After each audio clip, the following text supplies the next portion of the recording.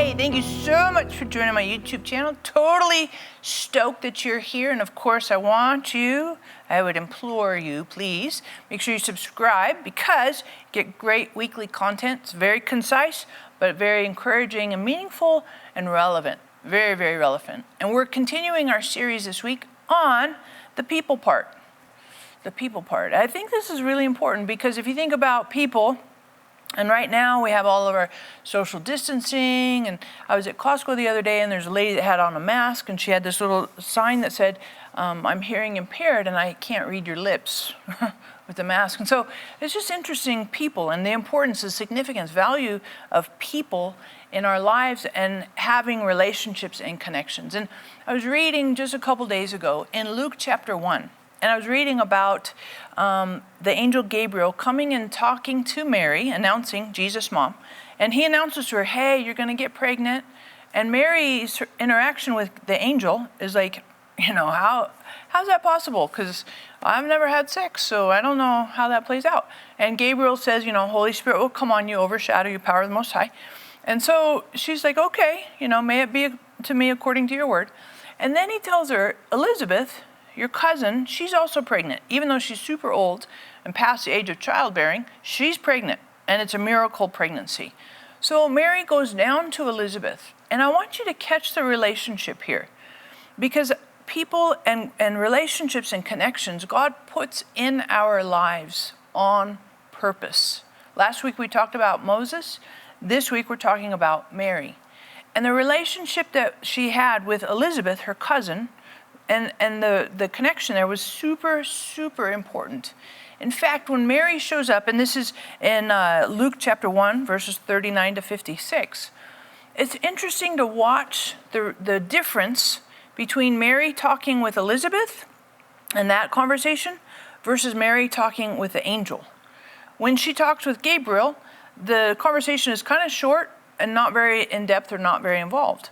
But when she talks with Elizabeth, it's interesting because when Mary shows up, it says Elizabeth sensed Holy Spirit, and John the Baptist in her womb at that time leaped for joy. And Elizabeth was like, wow, this is amazing. And she's really affirming Mary. And when Mary starts to get that positive, affirmation and confirmation, and I think Mary was nervous. I think she's a teenage girl pregnant out of wedlock in a society, a culture that was very, very intolerant, super intolerant. And when she shows up and Elizabeth is so affirming, so positive, so connecting, Mary's feedback, Mary's reaction to that was what we call the Magnificat, which is what we read at Christmas time that celebrates the birth of Jesus. And it says here, this is where Mary replies and says, my soul magnifies the Lord. And I really love this relationship and this connection because I believe it was two ways. It wasn't only Elizabeth benefiting Mary and encouraging her to walk in the purpose design that God had for her, but I believe that Mary was helpful for Elizabeth. Because Elizabeth is pregnant and she's old. So let me just tell you, being pregnant and old is very tiring. Very, very tiring. So it's super nice if you have somebody young around that can help you when you're old and pregnant. Because that young person can do lots of stuff, has lots of energy and be very, very helpful.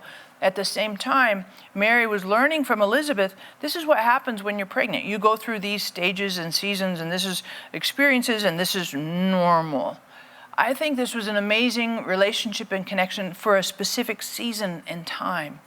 And I just want to encourage you that there are people in your life, and I pray this for my kids, and I would encourage you to pray this for yourself. I pray this for my family.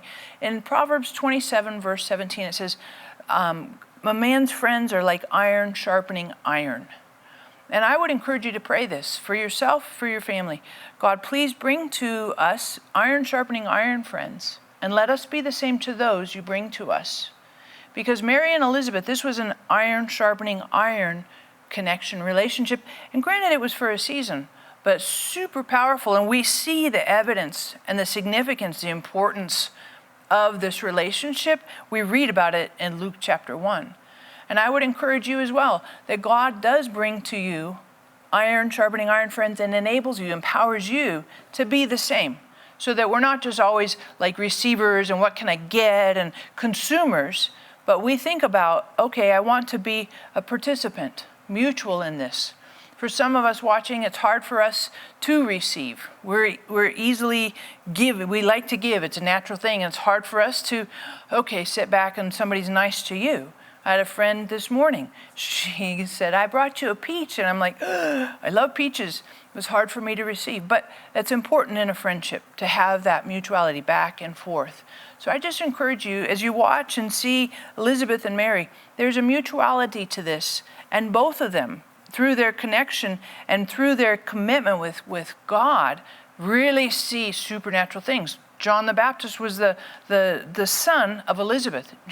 Jesus Christ was the son of Mary. Both of those gentlemen, massively significant, of course, in history. But this relationship ahead of time really laid some groundwork and some connection foundation for this springboard for John the Baptist as well as Jesus. So I just encourage you that the relationships that you have, godly relationships, God-appointed relationships, have really significant divine purpose, fruitfulness that can go far beyond what you think in your natural mind or natural understanding. Be aware and ask Holy Spirit, show me, what do you want here? And what kind of friendship is this? What kind of relationship? What kind of connection?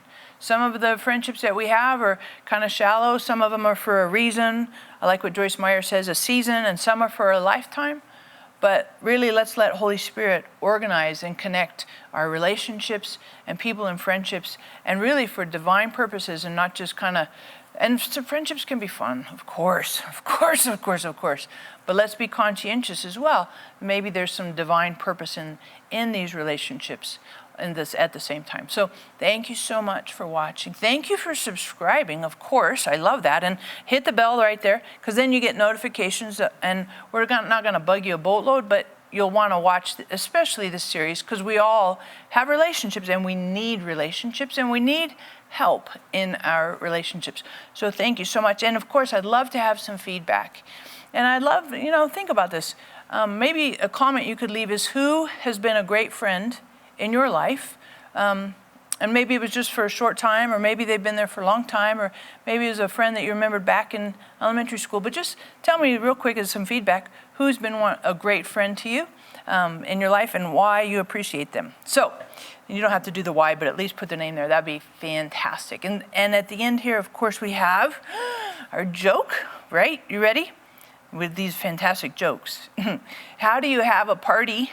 How do you have a party in space? You plan it. It's so lame. I totally agree. But next week will be way better. Thanks again.